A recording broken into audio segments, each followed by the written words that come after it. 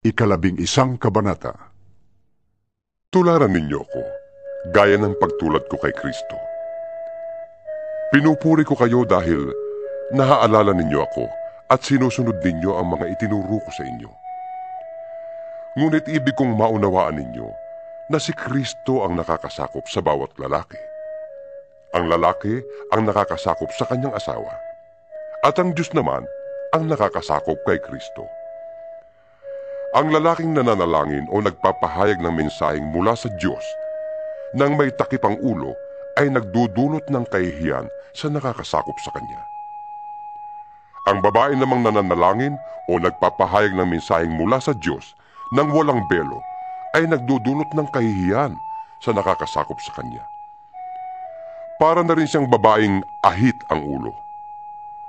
Kung ayaw magbelo ang isang babae, magpaahit na siya ng buhok. Yamang kahiya-hiya sa babae ang magpaahit o magpagupit ng buhok. Dapat siyang magbelo. Hindi dapat magbelo ang lalaki dahil sa larawan at karangalan ng Diyos. Ngunit ang babae ay karangalan ng lalaki, sapagkat hindi mula sa babae ang lalaki, kundi ang babae ang nagmula sa lalaki.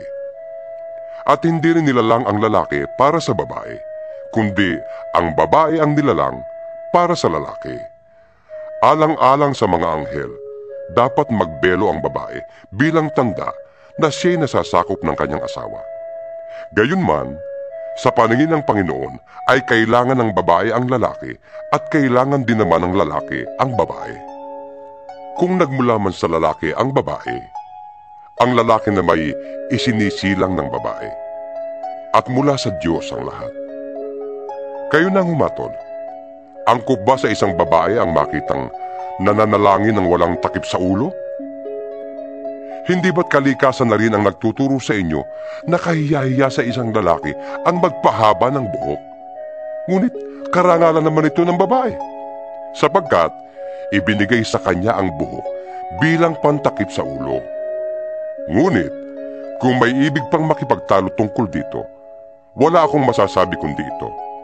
Sa pagsamba, wala kaming iba pang kaugalian, gayon din ang mga iglesia ng Diyos.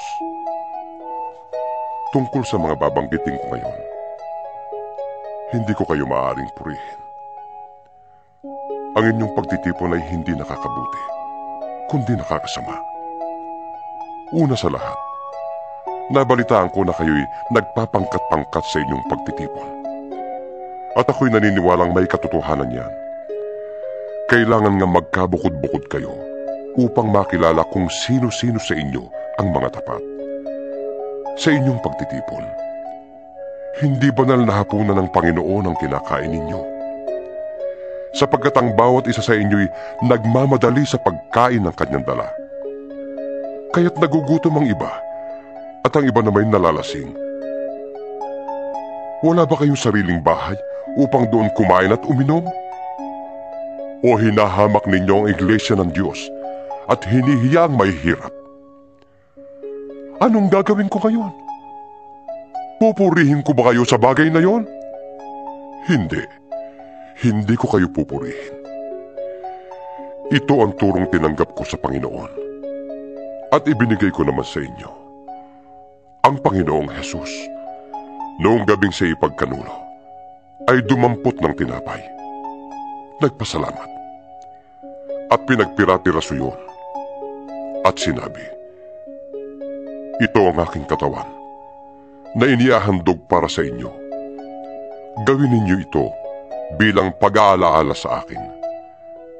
Gayon din naman, matapos maghapunan, dumampot siya ng kopa at sinabi, ang kopang ito ang bagong tipan na pinagtitibay ng aking dugo. Tuwing iinumin niyo ito, gawin ninyo bilang pag-aalaala sa akin. Sapagkat tuwing kakain kayo ng tinapay na ito at iinom sa kopang ito, ay ipinapahayag ninyo ang kamatayan ng Panginoon hanggang sa muling pagparito niya. Ang sino mang kumakain ng tinapay at umiinom sa kopa ng Panginoon, sa paraang di nararapat, ay nagkakasala sa katawan at dugo ng Panginoon. Kaya, dapat siyasatin ng tao ang kanyang sarili bago siya kumain ng tinapay at uminom sa kopa. Sapagkat ang sino mang kumakain at umiinom nang hindi kinikilala ang kahalagahan ng katawan ng Panginoon ay kumakain at umiinom ng hatol laban sa kanyang sarili.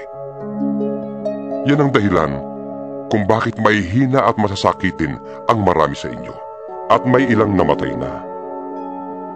Kung sisiyasatin natin ang ating sarili, hindi tayo ahatulan ng Panginoon.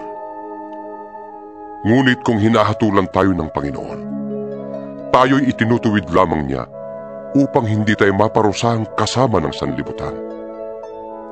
Kaya nga, mga kapatid, kapag nagkakatipon kayo upang kumain, maghintayan kayo. Kung may nagugutom, kumain na muna siya sa bahay upang hindi humantong sa hatol na kaparusahan ang inyong pagtitipon. Tungkol naman sa ibang mga bagay, saka ko naayusin pagdating ko riyan.